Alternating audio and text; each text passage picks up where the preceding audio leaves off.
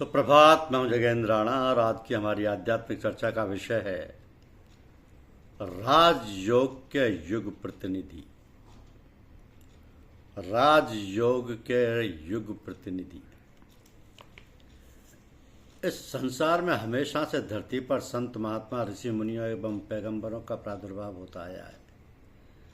इन मनीषियों को कुदरत की तरफ से भूले भटके लोगों की उस परम शक्ति की तरफ आकर्षित करने तथा जो पूर्व जन्मों में अपना लक्ष्य प्राप्त न कर सके उनके रहबर बनकर उनके लक्ष्य को प्राप्त कराना उनका असल मकसद होता है। ये लोग जिस देश काल में अवतरित होते हैं उसी में अपना कार्य करते हुए कुदरत की लाइब्रेरी में वापस हो जाते हैं। किसी धर्म संप्रदाय जाति आदि से ये लोग मुक्त होते हैं। तो इसी संदर्भ में एक ऐसे मनीषी संत का वर्णन किया जा रहा है जिन्होंने अपने संपूर्ण जीवन लोगों के लक्ष्य को प्राप्त कराने के लिए लगा दिया था। उत्तर प्रदेश के फर्रुखाबाद जिले के फतेहगढ़ शहर के मोहल्ला तलैया लेन में एक कच्चे बने हुए मकान में रहते हुए आध्यात्मिक विद्या का प्रचार व प्रसार शुरू किया। दूसरे शहरों में राज्यों से आए सत्संगी भाइयों ने इसका भरपूर फायदा उठाया था। यूँ भी कहा जा सकता है कि जो पूर्व जन्म में अपने आध्यात्मिक लक्ष्य को प्राप्त न कर सके थे उनके पथ प्रदर्शक बनने के लिए ही उनका प्रादुर्भाव हुआ हो। परंतु इसके साथ ही साथ ये भी सत्य है कि महात्मा जी के आसपास के रहने वालों को इस आध्यात्मिक विद्या की भनक तक न लगी। यहाँ तक कि महात्मा जी के साथ कचहरी में कार्य करने वाले भी इससे अछूते रहे। तो जाति पाति धर्म संप्रदाय के कारण उन लोगों ने इसमें रुचि नहीं दी। हालांकि आध्यात्मिक विद्या विशुद्ध रूप से हिंदुओं की ही देन है। तो जैसा कि महान सूफी संत मौलाना फजल अहमद खान साहब ने भी कहा था कि आदिकाल में ये विद्या हिंदुओं की थी, परंतु कालचक्र के प्रभाव में ये विद्या विलुप्त हो गई थी, जिसे मैं फिर हिंदुओं को सौंप रहा हूँ। तो इसका एक पुख्ता प्रमाण रामचरितमानस में भी मनु एवं शत्रुपा के रूप में आया है। मनु एवं शत्रुपा ने ईश्वर की उपासना हजारों साल तक की थी। उसी के एवज में ईश्वर ने उनको राम के रूप में पुत्र होने का वरदान दिया था।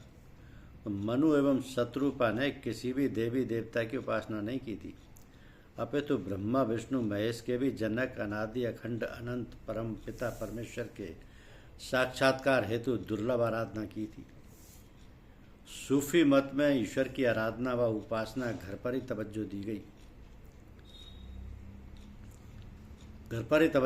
है। सूफी मत में पथ प्रदर्शक गुरु का महत्व है कि गुरु के बिना आध्यात्मिक लक्ष्य को प्राप्त करना अत्यंत ही कठिन है। गुरु के बिना उपासना या जप करना खतरे से खाली नहीं होता। गुरु के सानिध्य में कठिन से कठिन रास्ता भी सहज एवं मिनटों में तय हो जाता है, जबकि गुरु के बिना वर्षों लग जाते हैं। तो पूज्यपाद महात्मा रामचंद्र जी महाराज एवं पूज्यपाद महात्मा रघुवर दयाल जी साहब को उनके गुरु पुत्तूलाल एवं नन्हे के नाम से संबंधित करते थे। उनके गुरु ने इन लोगों को आध्यात्मिक विद्या में निपुण ही नहीं किया, बल्कि इजाज़त एवं खिलाफत देकर मुकम्मल उस समय के वर्तमान साधु एवं संतों से इजाज़त एवं खिलाफत दिलाकर बनाकर आध्यात्म विद्या के प्रचार एवं प्रसार की ओर अग्रसर किया। तो महात्मा जी को उनके गुरु ने मुकम्मल बनाने में कोई कसर नहीं छोड़ी। बड़े बड़े इम्तहान लिए, उससे वो पूरी तरह सफल हुए इसमें। एक बार महात्मा जी ने अपने गुरु से मिलने 3 मील पैदल चलकर उनके दर्शन को गए। महात्मा जी के गुरु नमाज पढ़ने के लिए वुजू कर रहे थे। गुरु के मन में आया कि ये सलाम करके फ़ौरन रुखसत हो जाए। महात्मा जी अपने गुरु को सलाम करके पेश कर फ़ौरन रुखसत हो गए। ऐसा था गुरु एवं शिष्य का सामंजस्य। बाद में गुरु जी ने महात्मा जी को इस बाबत बताया कि एक बार महात्मा जी की उनके गुरु ने एक ऐसी परीक्षा ली जिसमें अक्सर लोगों का पास होना असंभव होता है। एक बार महात्मा जी के गुरु एक तवाइफ के यहाँ गए। महात्मा जी ने भी अपने गुरु के दर्शन करने के लिए उनको ढूंढते हुए तवाइफ के कोठे पर जा पहुँचे। जब गाना समाप्त हुआ दोनों लोग वहाँ से चले तो महात्मा जी के गुरु ने पूछा, पुत्तूलाल तुम्हारे मन में कैसे ख्याल आया? तो महात्मा जी ने कहा, मेरे मन में किसी प्रकार का कोई विचार आया ही नहीं। गुरु जी के मुँह से अनायास ही निकल गया, शाबाश बेटा, यही थी परीक्षा। तो पूज्यपाद महात्मा रामचंद्र जी के पास बड़े बड़े संत महात्मा तथा वैरागी उनसे मार्गदर्शन के लिए आते थे।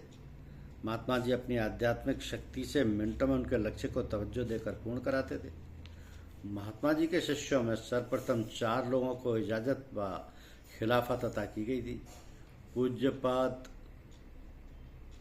महात्मा डॉक्टर कृष्णलाल जी सिकंदराबादी, पूज्यपाद महात्मा श्याम बिहारी लाल जी फतेहगढ़ी, पूज्यपाद महात्मा चतुर्भुज साहेब जी मथुरा, पूज्यपाद महात्मा रामचंद्र जी साहब शाहजहाँपुर। इन महात्माओं ने अपने गुरुदेव के मिशन को भारत में ही नहीं बल्कि विदेशों में भी प्रचार किया। समर्थ गुरु महात्मा रामचंद्र जी के मिशन की हजारों शाखाएं भारत के विभिन्न हिस्सों में ब्रह्म विद्या का प्रचार कर रही हैं। महात्मा रामचंद्र मिशनरियों की खास बात यह है कि ये ना तो मेंबर बनाते हैं और ना ही चंदा वसूलते हैं, विशुद्ध रूप से आध्यात्म विद्या का प्रचार व प्रसार करते हैं। भारत के विभिन्न हिस्सों में ध्यान शिविरों का आयोजन होता रहता है। पहले से तिथियां घोषित हो जाती हैं। जिज्ञासु सत्संगी बंधु उसमें सम्मिलित होकर आध्यात्मिक लाभ उठाते हैं। तो फतेहगढ़ शहर गंगा नदी के तट पर स्थित है। महात्मा जी के समय शहर की आबादी भी बहुत कम थी, अब तो कई कॉलोनी बन चुकी हैं। शहर का विस्तार हो चुका है। महात्मा जी सुबह गंगा नदी के तट पर टहलने के लिए कुछ सत्संगी भाइयों के साथ जाया करते थे। उन्होंने सत्संगी बंधुओं को बताया कि जो लोग पूजा पाठ करते हैं या किसी दूसरी तरह ईश्वर की आराधना करते हैं, वे लोग कभी न कभी पार लग ही जाएंगे, इस जन्म में नहीं तो अगले जन्म में। परंतु जो लोग असहाय हैं, जो कुछ नहीं कर सकते, उनको पार लगाना हमारा प्रमुख लक्ष्य है। तो महात्मा जी ने बताया कि गुरु के ऊपर शिष्य को किसी तरीके का दबाव नहीं बनाना चाहिए, अपनी इच्छा को जरूर जाहिर कर सकता है। पूज्यपाद महात्मा जी के पास उनके एक बहुत ही करीबी शिष्य आया करते थे। उन शिष्य महोदय के पिताजी एक रिश्वत के केस में फंस गए थे। उन्होंने महात्मा जी से अपने पिताजी को केस से मुक्त कराने का आग्रह किया एवं जब महात्मा जी भोजन करने के पश्चात सोने के लिए गए, तभी उन्होंने महात्मा जी के पैर दबाना शुरू किया। तो काफ़ी समय के पश्चात महात्मा जी ने आंखें खोली तो देखा कि पैर दबा रहे हैं। महात्मा जी ने कहा, जाओ आराम करो, परंतु वे सज्जन पैर दबाते रहे। दोबारा आँख खोलने पर महात्मा जी ने कहा, जाओ रात बहुत हो गई है, आराम करो जाकर, परंतु वे सज्जन फिर भी पैर दबाते रहे। तीसरी बार जब आँख खोल कर देखा कि अभी भी पैर दबा रहे हैं, महात्मा जी ने कहा, जाओ काम हो जाएगा। कुछ समय के पश्चात पता चला कि उन सज्जन के पिताजी रिश्वत के केस में छूट गए, परंतु इसकी उन्हें बहुत बड़ी कीमत चुकानी पड़ी। अपना मानसिक संतुलन खो बैठे थे, दबाव का नतीजा भुगतना पड़ा। तो महात्मा जी ने अपने भतीजे पूज्यपाद महात्मा ब्रजमोहन लाल जी साहब, पूज्यपाद महात्मा रघुवर दयाल जी साहब के सुपुत्र की तालीम खुद की थी, क्योंकि उनके गुरु का आदेश था कि उनकी तालीम की पूरी जिम्मेदारी तुम्हारे ऊपर है। महात्मा जी के गुरु ने भी उनसे पूरा सहयोग किया। महात्मा जी ने पूरी शिद्दत के साथ तलबा किया। इसका नतीजा ये निकला कि पूज्यपाद महात्मा ब्रजमोहन लाल जी साहब ने अपने समय के रोशन चिराग थे। महात्मा जी ने उनकी पढ़ाई लिखाई का ही ध्यान नहीं दिया, बल्कि आध्यात्मिक विद्या के साथ साथ गायन एवं वादन का भी मुकम्मल इंतजाम किया।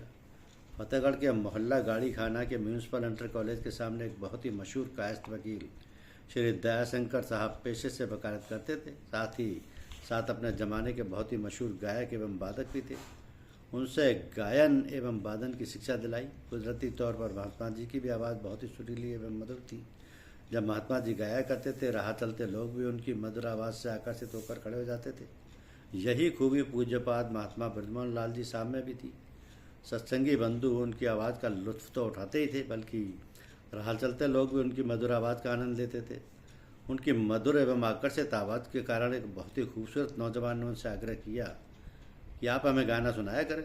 पूज्यपाद महात्मा ब्रजमोहन लाल जी साहब ने कहा कि ये हमारा पेशा नहीं है, परंतु हम तुम्हारे पास आया जाया करो, परंतु तुम हमारे पास आया जाया करो। पूज्यपाद महात्मा ब्रजमोहन लाल जी साहब ने उसे नौजवान के माता पिता से भी आग्रह किया कि उनको हमारे पास भेजा करो, परंतु परिवार का अकेला वारिस था। परिवार वालों को ये डर था कि इनकी संगत में कहीं ये भी आध्यात्मिक विद्या की तरफ आकर्षित ना हो जाए। बाद में उस नौजवान को कुछ काल पश्चात देहांत हो गया। इसी संदर्भ में पूज्यपाद ब्रजमोहन साहब जी के कई वर्णन का कई ऐसे वाक्य हैं। तो महात्मा जी ऐसे अपने साधकों को उद्धार किया करते थे। महात्मा जी ने शिवशंकर लाल गाड़ी खाना फतेहगढ़, जो कि पूज्यपाद महात्मा श्याम बिहारी लाल जी साहब के वालिद थे, कहा था कि जो काम मौजूदा समय में महात्मा गांधी जी कर रहे हैं वो मैं भी कर सकता हूँ। परंतु मुझको कुदरत की तरफ से इजाज़त नहीं। धन्यवाद।